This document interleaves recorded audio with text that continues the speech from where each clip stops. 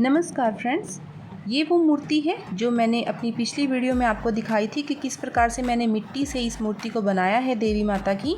और साथ ही मैंने बनाई हैं कुछ चिड़िया, चाँद, सूरज, सितारे, कुछ पक्षी, क्योंकि ये भी सांझी माता के साथ ही लगाए जाते हैं जब उनका दरबार सजाया जाता है। और हम अपने बचपन से ही देखते आए हैं कि ये सब करने में बच्चों को बहुत ही मज़ा आता है। हम भी जब छोटे थे तो बहुत बढ़ चढ़ कर इसमें भाग लेते थे और मेरे बच्चों ने भी ये सब बनाने में खूब मेरी सहायता की है। तो अब ये सभी कुछ बनकर तैयार हैं, सूख चुके हैं और हमने इन पर रंग भी कर दिया है।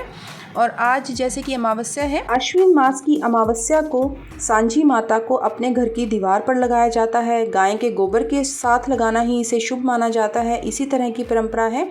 जो मेरी मदर इन लॉ हैं, मम्मी जी, वो इसे लगा रही हैं। ये लकड़ी का फ्रेम है जिसके बीच में एक स्टैंड बनाया है मेरे हस्बैंड ने, ताकि देवी माता की प्रतिमा को आसानी से वहाँ पर रखा जा सके। ये सभी चिड़िया, सूरज, चांद, स्वास्तिक, ये सभी बनकर तैयार हैं। और ये है देवी माता की प्रतिमा जिसे मैंने रंग किया है। आशा करती हूँ आपको अच्छी लगी होगी। कैसी लगी मुझे ज़रूर बताइए। और अब ये देवी माता का दरबार जो सजाने की प्रक्रिया मम्मी जी शुरू कर चुकी हैं। बाहर पहले तो कम ही बारिश थी, लेकिन फिर बीच में बहुत ही तेज़ बारिश आई तो हमें ये बोर्ड अंदर लाना पड़ा, जहाँ पर रख के हमने बाकी का सारा कार्य किया। तो मैं हरियाणा प्रांत से हूँ और यहाँ पर सांझी माता के बारे में बहुत सारी कथाएं प्रचलित हैं। उन्हीं में से एक कथा मैं आपको सुनाती हूँ।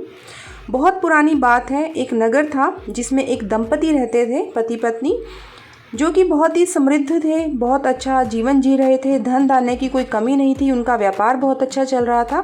परंतु उनके पास एक संतान की कमी थी, उनके पास कोई बालक नहीं था, जिस कारण पति पत्नी बहुत ही परेशान रहते थे। जो महिला थी, यानी कि जो पत्नी थी, वो बहुत ही धार्मिक प्रवृत्ति की थी तथा हमेशा भगवान की पूजा पाठ में लगी रहती थी और भगवान से संतान की प्राप्ति के लिए प्रार्थना करती रहती थी। परंतु 10 वर्ष बीत गए, उनकी मनोकामना पूर्ण नहीं हुई। एक बार दोपहर के समय एक साधु उस महिला के द्वार पर आए और उन्होंने उस महिला से उसकी निराशा का, उसकी उदासी का कारण पूछा। तब उस स्त्री ने महात्मा जी को बताया कि उसको कोई संतान नहीं है, जिस कारण वह बहुत ही उदास है, दुखी है। और वह महात्मा जी से कहती है कि महात्मा जी, मुझे कोई उपाय बताइए जिससे मुझे भी संतान की प्राप्ति हो और मेरे आंगन में भी किलकारियाँ गूंजें। तब उन साधु महात्मा जी ने कुछ देर सोचा और फिर महिला को कहा कि आने वाले अश्विन मास में श्राद्ध पक्ष के बाद नवरात्रि में तुम्हें माता दुर्गा माता का एक स्वरूप मिट्टी का अपने हाथों से बनाना है और 9 दिन तक उसकी पूजा अर्चना करनी है। माता रानी जरूर तुम्हारी मनोकामना पूरी करेंगे। और ऐसा कहकर साधु महाराज वहाँ से चले गए। उस स्त्री ने अश्विन मास में श्राद्ध पक्ष में ही तालाब से मिट्टी लाकर अपने हाथों से देवी माता की एक प्रतिमा बनाई और साथ ही चांद, सूरज, सितारे, चिड़िया आदि बनाए, ताकि माता का पूरा दरबार वह सजा सके। और अमावस्या की रात जब नवरात्रि शुरू होती है, तब उसने माता का दरबार गाय के गोबर के साथ अपने घर की दीवार पर लगा दिया और मिट्टी के पात्र में ही उसने जौ बोए, क्योंकि जौ बोना बहुत ही खुशहाली का प्रतीक है। 9 दिन तक प्रातःकाल उठकर वह देवी माता की पूजा अर्चना करती तथा सायंकाल में वह आसपास की महिलाओं व कन्याओं को बुलाकर सबके साथ देवी माता के भजन गाती, कीर्तन करती तथा उन्हें प्रसाद देती। फिर अष्टमी के दिन उसने कन्याओं को हलवा पूरी तथा चने का प्रसाद खिलाया और अपने सामर्थ्य के अनुसार उन्हें दक्षिणा दी। यह सब देखकर सांझी माता बहुत प्रसन्न हुई और वो प्रकट हुई और उन्होंने उस महिला को संतान प्राप्ति का आशीर्वाद दिया और कहा कि जो भी नवरात्रों में 9 दिन तक मेरी मिट्टी से बनी हुई प्रतिमा की पूजा अर्चना करेगा, मैं उसकी सभी मनोकामनाएं पूर्ण करूंगी। और जो कोई भी संतान की इच्छा रखता है उसे संतान मिलेगी, जो आदर्श वर चाहता है उसे मनचाहा वर मिलेगा तथा जिन्हें धन धान्य की आवश्यकता है उन्हें धन धान्य मिलेगा। इस प्रकार से यह परंपरा शुरू हो गई और 9 माह के बाद उस महिला को संतान की प्राप्ति हुई, जिसके बाद से सभी महिलाएं अपने घर में नवरात्रों में देवी माता की मिट्टी की प्रतिमा बनाकर 9 दिनों तक पूजा अर्चना करती श्रद्धा भाव से और उसके बाद सभी की मनोकामनाएं देवी माता पूर्ण करती। तो ये कथा है। सांझी माता की ये कथा सुनने मात्र से भी आपको पुण्य की प्राप्ति होती है।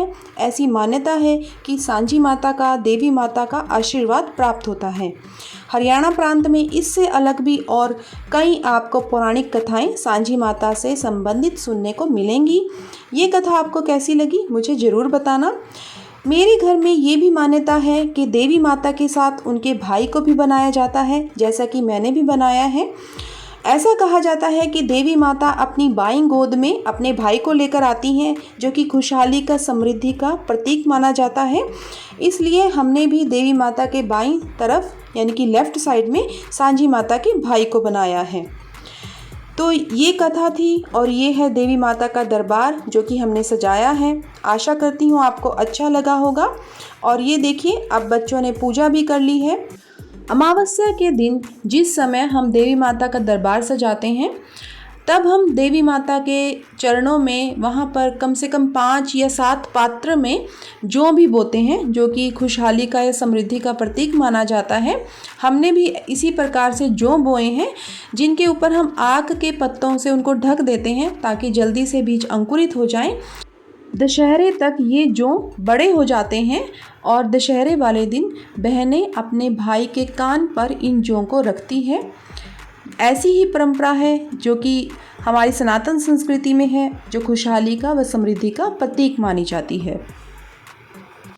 आज की ये वीडियो आपको कैसी लगी मुझे कमेंट सेक्शन में ज़रूर बताइएगा। और अगर आपको ये वीडियो अच्छी लगी है तो प्लीज़ इस वीडियो को लाइक कीजिए, अपने फ्रेंड्स के साथ शेयर कीजिए और चैनल को सब्सक्राइब ज़रूर कर लीजिए।